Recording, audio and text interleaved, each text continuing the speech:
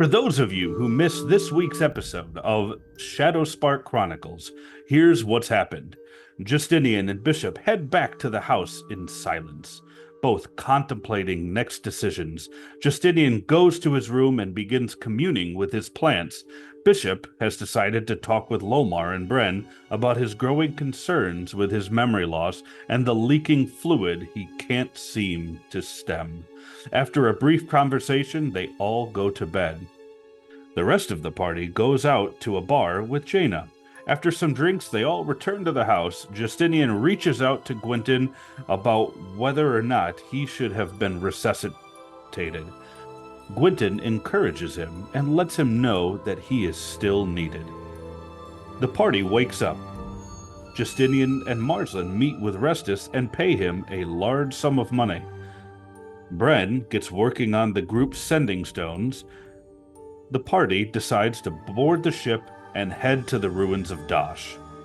Once they arrive, Marsland admits to the possibility that Fane is talking to him at night, which causes the party grave concern. Justinian also reveals that his spellbook disintegrated upon his death, and he created a new one.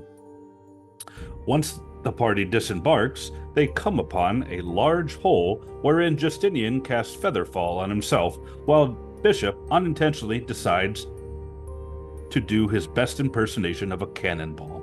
Annex hitches a ride on Marsland, and they safely arrive at the base of the hole.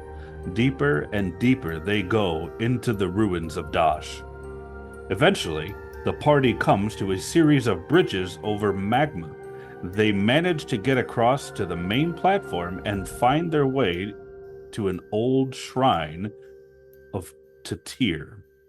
Annex says a prayer to Tyr, and they move on. They find a note from a deceased stonemason named Aelor Herenthal, who describes the blessing of Tyr's ley line. After reviewing the note, they find another room, where they see a horrific scene of skeletons indicating that the residents were desperately trying to escape. They proceed and find a door with a handprint on it. Gwynton tells the party that it's probably on Annex to touch the handprint. Gwynton, once again, proves himself correct.